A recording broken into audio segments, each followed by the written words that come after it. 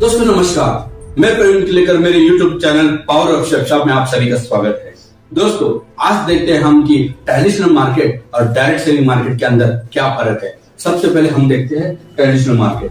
दोस्तों ये चार्ट है वर्क का और ये है मनी का। हम 8 घंटे की जॉब करते हैं और पूरा 1 महीना भर काम करते हैं, ऐसे ही 1 साल भर काम करते हैं और इनकम सेम रहती है।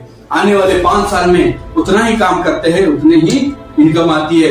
आने वाले 10 साल में उतना ही काम होता है दोस्तों और उतनी ही इनकम आती है।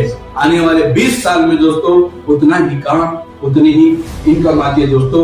आने वाले 30 साल में उतना ही काम और उतना ही इनकम आती है। ऐसे करते करते लास्ट में 35 साल बाद हमको उतना ही काम मिलता है और उतनी ही इनकम मिलती है। और 35 साल के बाद में जब हम रिटायर्ड होते हैं तो नो वर्क नो इनकम, मतलब कोई भी काम नहीं तो इनकम भी नहीं है।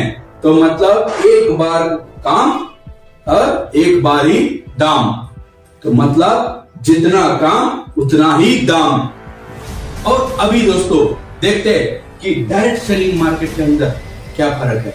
सबसे पहले हम इस बिजनेस में नए होते हैं दोस्तों, हमको इस बिजनेस के बारे में पता नहीं होता, इसीलिए पहले 6 महीने में हम नए होते हैं तो हमारा काम ज्यादा होता है और इनकम कम होती है। और जैसे ही हम 1 साल में इस काम को सीख लेते हैं और वैसे ही थोड़ी सी इनकम बढ़ जाती है और काम थोड़ा सा कम हो जाता है, काम और कम हो जाता है और इनकम थोड़ी सी और बढ़ जाती है। आने वाले 1.5 साल बाद काम और कम और इनकम और थोड़ी बढ़ जाती है। आने वाले 2 साल बाद आपका काम और कम हो जाता है और इनकम और थोड़ी सी बढ़ जाती है।